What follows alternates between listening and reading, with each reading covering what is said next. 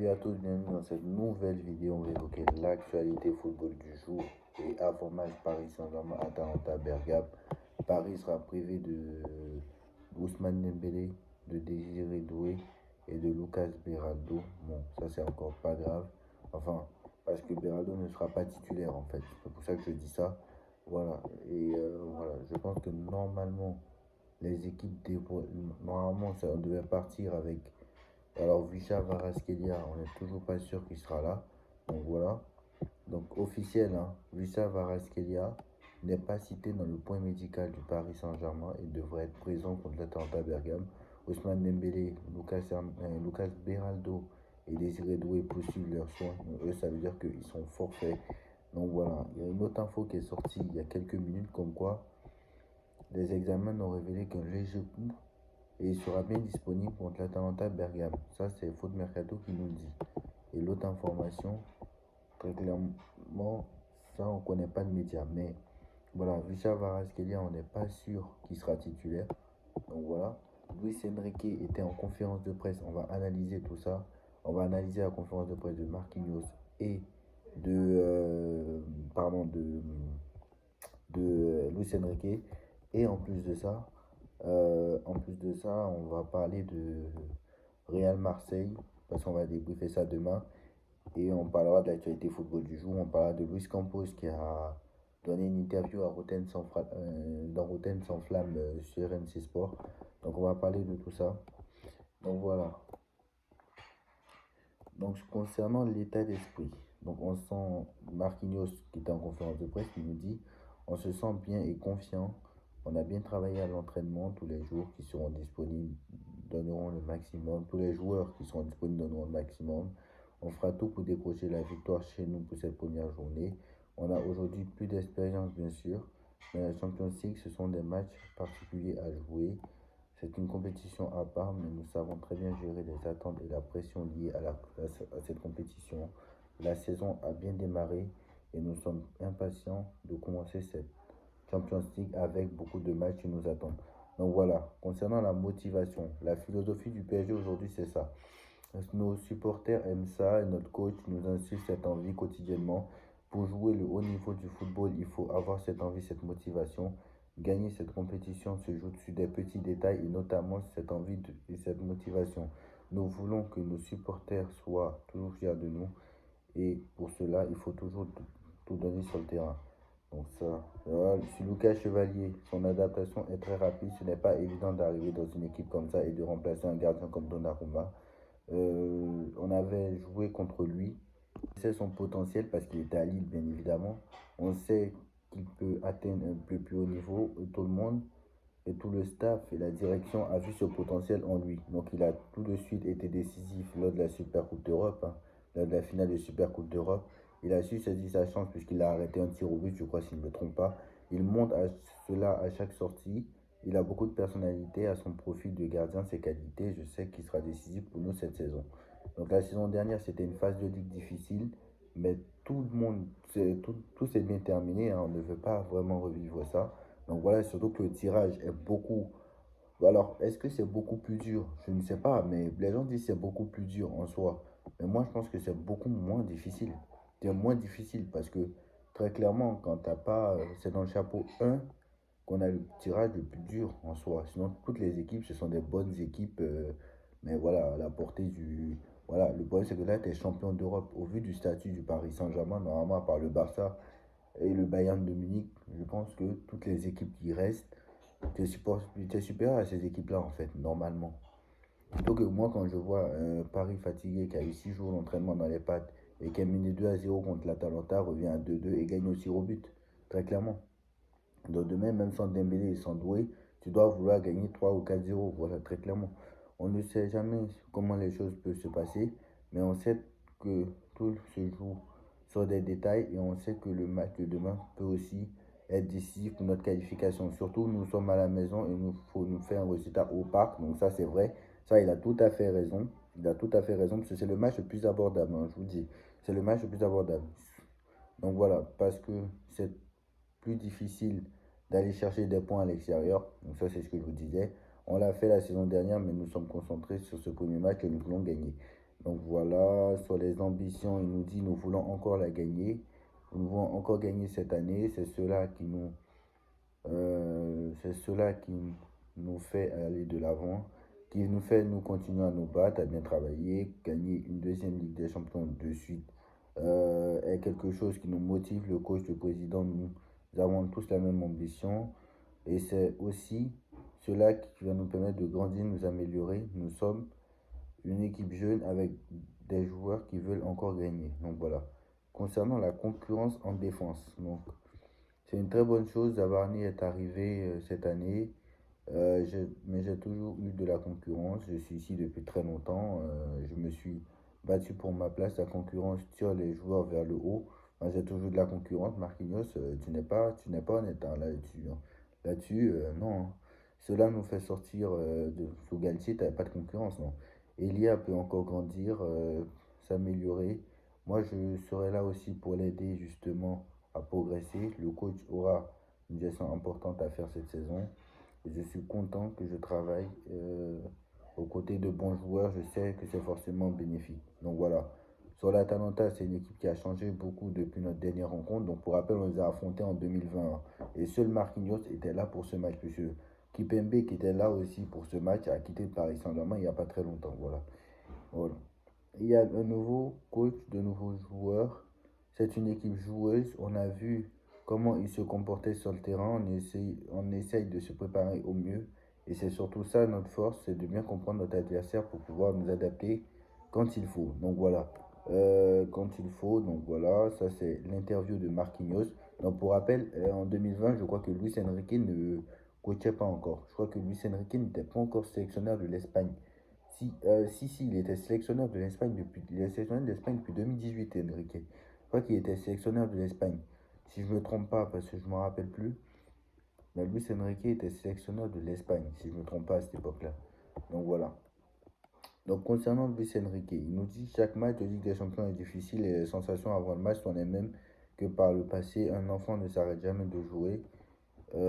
C'est la même chose pour notre équipe qui a toujours envie de jouer son football. Nous avons très envie que la compétition débute puisqu'elle nous apporte d'excellents souvenirs. Le sacre en Ligue des Champions, je pense que décrocher une première Ligue des Champions est toujours le plus difficile. Alors je vais vite parce qu'en fait, je ne vais pas, je lis toute la conférence de presse, mais on va débriefer tout ça ensemble en fait. Donc voilà. Parfois les joueurs et les supporters ne pensent pas qu'ils sont capables de gagner un tel trophée. Désormais, ils savent que c'est possible. Nous sommes capables de gagner la Ligue des Champions une deuxième fois de suite. Bien sûr que ce sera difficile, mais j'espère qu'avec cette mentalité que nous avons, nous pourrons nous améliorer et faire une belle saison. L'objectif, je pense et je souhaite que chaque joueur puisse s'améliorer d'une façon individuelle, bien sûr, mais aussi sur le plan de l'équipe. En ce moment, nous avons beaucoup de blessés, mais je veux souligner la mentalité de l'équipe pour surmonter cela.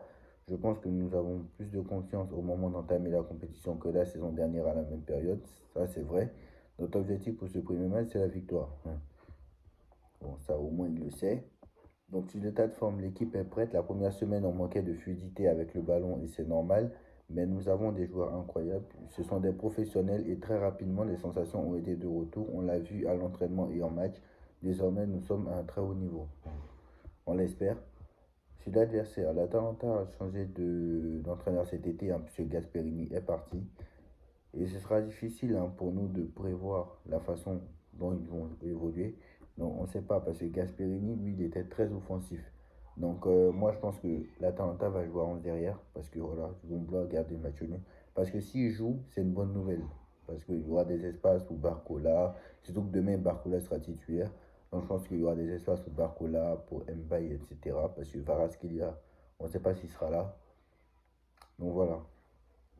Mais à l'image de ces dernières saisons, on parle d'une équipe difficile qui presse haut, qui sait utiliser le ballon avec des joueurs de qualité. Alors le pressing, par contre, j'insiste, l'Atalanta va presser, hein, je vous le dis. C'est pas comme l'Inter Milan ou le Milan AC qui ne joue pas très très très offensif.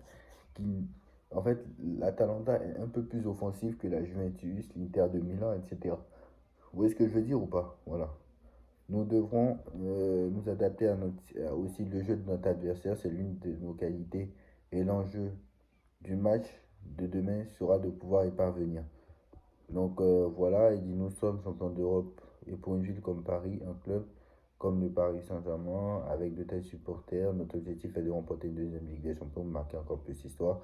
Ce sera très compliqué bien sûr, voilà, mais il faut être ambitieux et nous sommes ambitieux. Il faut toujours penser à s'améliorer, c'est notre mentalité. Donc voilà, Luis Enrique veut gagner une deuxième Ligue des Champions de suite, Marquinhos veut gagner une Ligue des Champions de suite. Ils savent que ça va être très compliqué contre Atalanta, mais ils sont confiants. Les blessés, ce n'est pas grave, mais ils sont confiants. Donc voilà. Franchement, je vous dis, franchement, au moins, ils sont confiants, c'est déjà ça. Après, c'est vrai que ils vont pas dire non, on n'a plus envie de gagner, on a déjà gagné. Donc voilà, c'est clair. Voilà, moi je pense que très clairement, on va en parler du match. Mais voilà, Marquinhos qui nous dit que voilà, Lucas Chevalier s'adapte bien.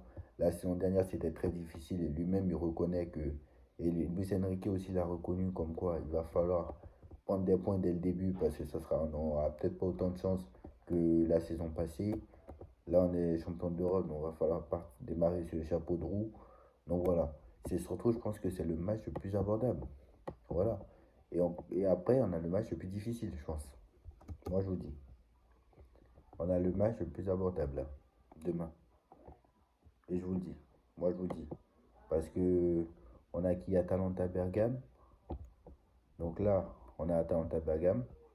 On se déplace à Barcelone le 1er octobre. Donc ça, ce sera le match le plus difficile. Au Bayern Leverkusen, c'est pas simple, c'est au Bayern Leverkusen. Accueillir le Bayern de Munich, c'est plus difficile que accueillir l'Atalanta Bergame. Accueillir Tottenham, c'est peut-être plus difficile parce que c'est une équipe anglaise, hein, l'Atalanta Bergame. Et Tottenham, tu sais pas comment ils seront. Hassan Manès, c'est pas facile du tout. Newcastle, c'est très difficile aussi.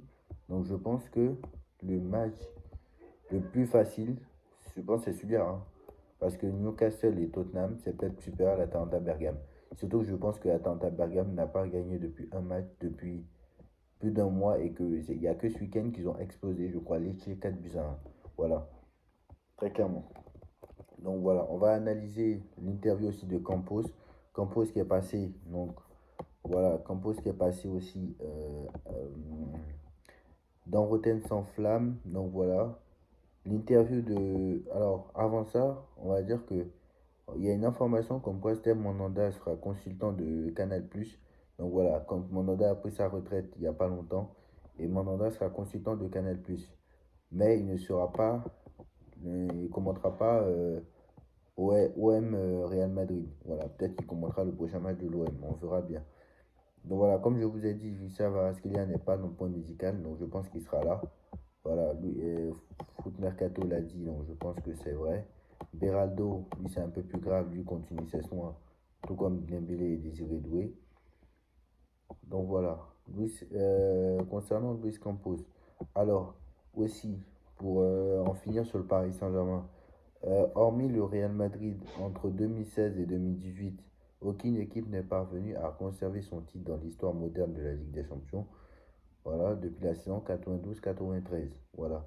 Donc au 21e siècle, il n'y a que le Real Madrid en fait qui a réussi à faire trois Ligues des Champions d'affilée, quoi. Sinon, avant ça, c'est au 20e siècle. Bah, le Milan AC l'a fait 89-90, Nottingham Forest l'a fait 79-80, Liverpool l'a fait 77-78, Bayern de Munich l'a fait trois fois d'affilée 74, 75, 76, l'Ajax l'a fait trois fois d'affilée 71, 72, 73, l'Inter Milan l'a fait 64, 65, c'était deux Ligues des Champions d'affilée. Pareil pour Benfica, deux Ligues des Champions d'affilée, 61, 62. Et le Real Madrid l'a fait quatre fois d'affilée, au tout début. 56, 57, 58, 59, 60. 5. Ils ont fait 5 fois d'affilée. Donc voilà, moi je pense que très clairement, ça va être très compliqué. Voilà, je vous dis, ça va être très compliqué. Donc concernant l'interview de Campos, il a dit, nous avons une nous avons une identité de jeu très claire, notre jeu est difficile à comprendre et nous sommes imprévisibles, ça nous aide beaucoup, nous n'avons aucun regret sur ce mercato. Luis Enrique ne voulait pas changer, ne voulait pas d'effectifs élargis. En tant que directeur sportif, j'ai toujours écouté mes entraîneurs et c'est l'un des secrets de mes réussites. Donc voilà, moi je pense que Luis Enrique ne voulait pas de recours, il a raison, hein, mais après les blessés, c'est ça le problème. Voilà, tout simplement. Quand les joueurs sont convoqués en sélection au Paris Saint-Germain, nous sommes très heureux Nous avons un immense respect pour la Fédération française de football, mais lorsqu'un joueur part, nous voulons plus de communication. Donc, très clairement, ça c'est pour la blessure d'Ousmane Dembélé et le fait que le Paris Saint-Germain n'ait pas été informé de la blessure d'Ousmane Dembélé. Voilà, très clairement. Et le Paris Saint-Germain avait fait un courrier comme quoi Ousmane Dembélé était fragile et que l'équipe de France n'a même pas répondu. Donc voilà, très clairement, la communication aussi, il faut en parler. Voilà, il a confirmé que le Paris Saint-Germain serait son dernier projet. Donc Luis Enrique va prendre, Luis Campos prendra sa retraite peut-être en 2030 parce qu'il a plongé jusqu'en 2030. Nous voulons créer une équipe basée sur le mérite. Le club est le plus important qu'une individualité. La star, c'est le club. C'est la règle numéro un. Le départ de Donnarumma est dû à un ensemble de circonstances, le salaire, le style de jeu, etc. Donc, moi, je vous l'ai dit, hein, Donnarumma, on lui a proposé un salaire qui est variable en fonction des performances. C'est la même chose qu'ils ont proposé à Vitinha, à Hakimi, à Nuno Mendes, mais lui, il a refusé, donc c'est pour ça qu'il n'a pas prolongé, etc. Derrière, je pense que Luis Enrique aussi comprenait notre gardien, etc. Donc voilà. Donc il a dit que le meilleur travail qu'il a pu faire au PSG, c'est de choisir Luis Enrique. Donc voilà, et qu'il a dit qu'à l'entretien, dès qu'il a vu, quand il allait le rencontrer dans sa maison en Espagne, ben à Barcelone, mais il a tout de suite su que ce sera lui, en fait, le coach, très clairement.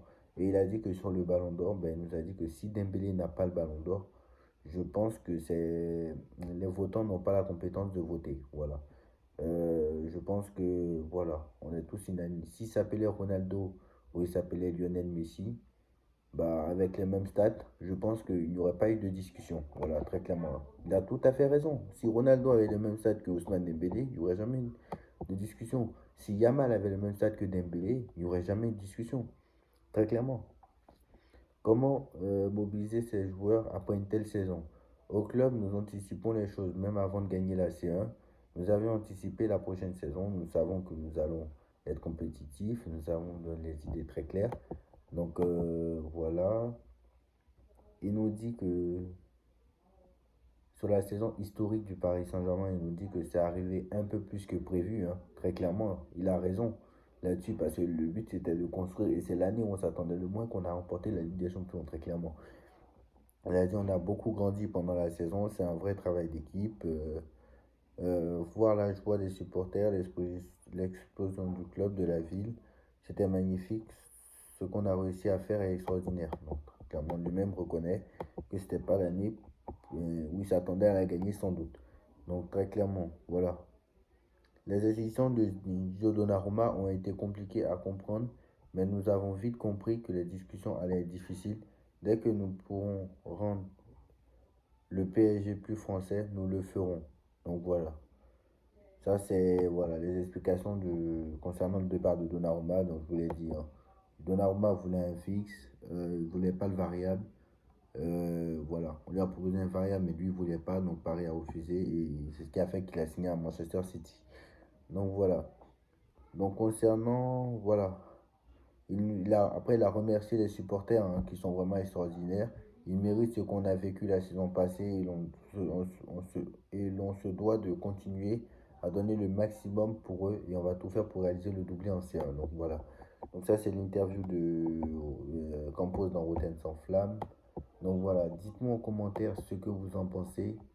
Euh, Dites-moi en commentaire ce que vous en pensez. Ce soir ou demain, donc peut-être demain on verra.